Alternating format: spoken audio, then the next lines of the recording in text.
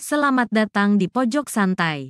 Sebelum Anda mendengarkan audiobook ini, kami menginformasikan bahwa channel ini adalah review audio dari buku yang ada di Indonesia. Untuk membaca keseluruhan buku ini, kami menyarankan membeli buku aslinya di toko buku kesayangan Anda, baik offline maupun online. Keberadaan channel ini dimaksudkan untuk membantu Anda mendapatkan pengetahuan dari buku-buku kesayangan Anda.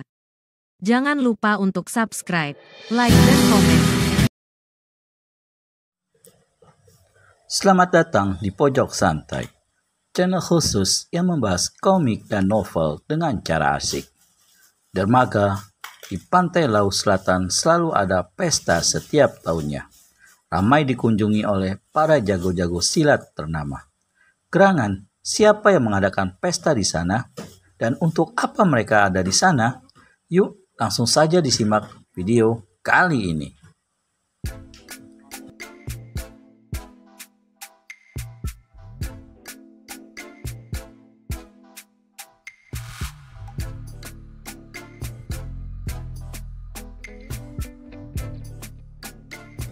Siapa dia?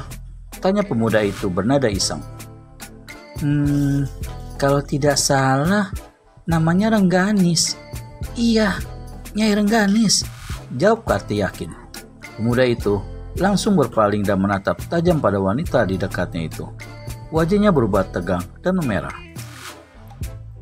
Cuping hidungnya kembang kempis. Napasnya memburu bagai habis berlari jauh. Pemuda itu langsung bangkit berdiri dan meletakkan 5 keping uang perak ke mejanya. Tanpa berkata apa-apa lagi, dia melangkah keluar dari kedai itu. "Tuan, kembaliannya!" seru wanita itu yang juga bergegas bangkit. "Untukmu," saut pemuda itu terus melangkah cepat tanpa menoleh lagi. "Untukku?" Wanita yang bernama Karti seperti tidak percaya. Dipandanginya 5 keping uang perak di tangannya. Wanita itu merasa seperti mimpi saja. Hanya seguci arak murah dibayar dengan 5 keping uang perak. 1 keping saja bisa dapat 10 guci arak manis yang lezat. Apalagi 5 keping uang perak. Malam ini dia seperti kejatuhan bulan saja.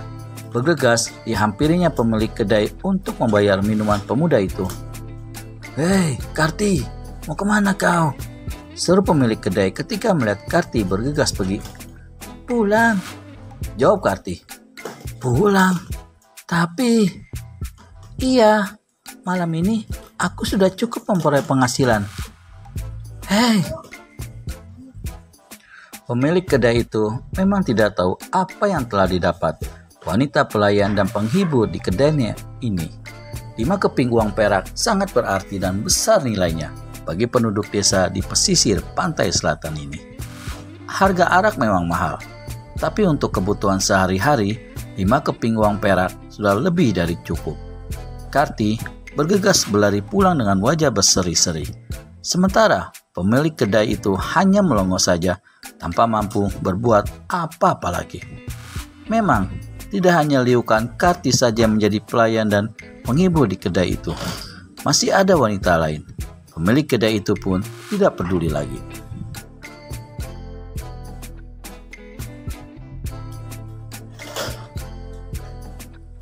Pesta di atas kapal masih terus berlangsung seperti tidak akan pernah berhenti. Bau arak dan asap tembakau berbaur menjadi satu, membuat napas sesak dan mata perih. Namun hal itu tidak mengurangi suasana gembira. Tidak sedikit yang sudah kelihatan mabuk. Semakin larut malam, suasana pesta semakin bertambah hangat. Tidak kurang dari 50 orang bersenjata berjaga-jaga di sekitar kapal. Ditambah lagi para prajurit kerajaan yang juga masih setia menunggu para pembesar kerajaan yang diundang ke pesta itu. Mereka semua tetap menjalankan tugas agar pesta berlangsung tanpa gangguan. Tapi suasana seperti itu kadang-kadang juga bisa membuat mereka lengah. Seorang pun tidak menyadari kalau mereka tengah diawasi oleh seseorang yang memakai baju kulit harimau. Dia berdiri tidak jauh dari situ. Tubuhnya agak tersembunyi di balik keremangan cahaya bulan dan obor. Matanya tidak berkedip menatap ke arah kapal itu. Wajahnya kaku dan bibirnya terkatup rapat. Perlahan-lahan, tangan pemuda berbaju kulit harimau itu bergerak merogoh saku bajunya. Lalu dengan cepat dihentakkannya tangannya ke depan. Wuss! Secercah sinar keperakan pun meluncur ke arah tiang utama kapal itu. Suasana pesta yang penuh kegembiraan itu mendadak berubah kacau. Jerit dan teriakan kengerian berbaur menjadi satu bersamaan dengan ambruknya tiang utama kapal itu. Ah, apa itu? Ah! Para penjaga secara serentak berlarian berdiri berjajar di tepian geladak kapal dengan senjata terhunus. Seluruh hadirin menjadi panik kalang kabut. Beberapa tubuh menggeletak tertimpa tiang utama yang besar dan kuat. Di tengah kepanikan itu, kembali terlihat cahaya keperakan meluncur deras dan menancap pada salah satu tiang kapal. Wuss! Tak! Seorang wanita berbaju hijau langsung melompat ke arah tiang kapal itu. Sejenak, dia tertegun pada sebuah bintang bersegi 6 berwarna keperakan yang menancap di situ.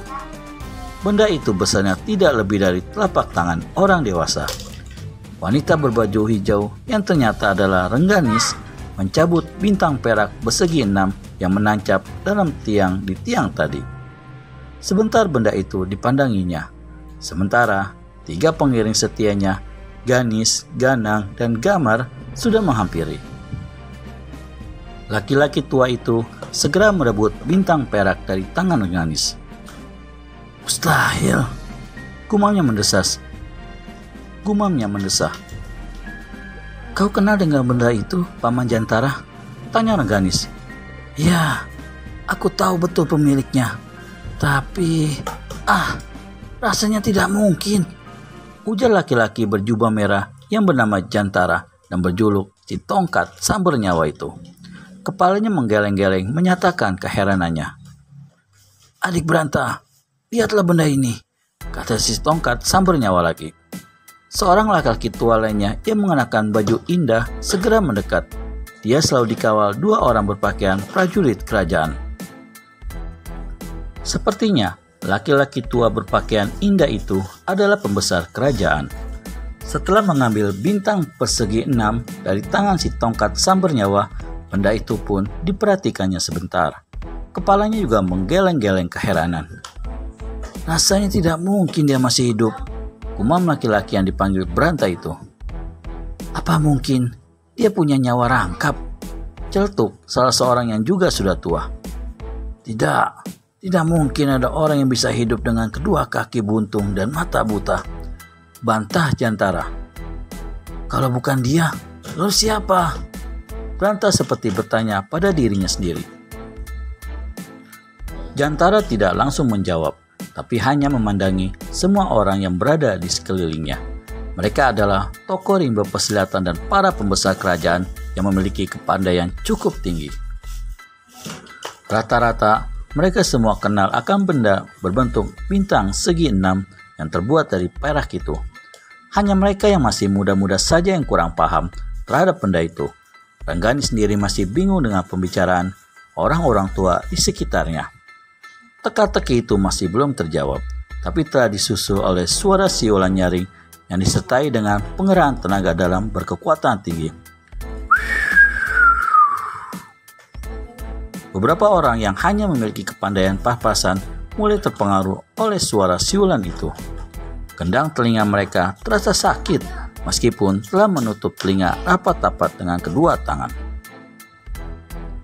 Sedangkan mereka yang memiliki kepandaian cukup tinggi segera mengerahkan tenaga dalam untuk menghalau suara siulan itu. Awas! Tiba-tiba Jantara berteriak nyaring. Pada saat itu, meluncur seberkas cahaya keperak-perakan ke arah mereka. Siapakah atau apakah yang telah menyerang mereka di atas kapal? Temukan jawabannya di video selanjutnya hanya di channel Pojok Santai. Segera subscribe dan tekan tombol lonceng untuk mendapat notifikasi video terbaru dari kami. Terima kasih dan sampai bertemu kembali.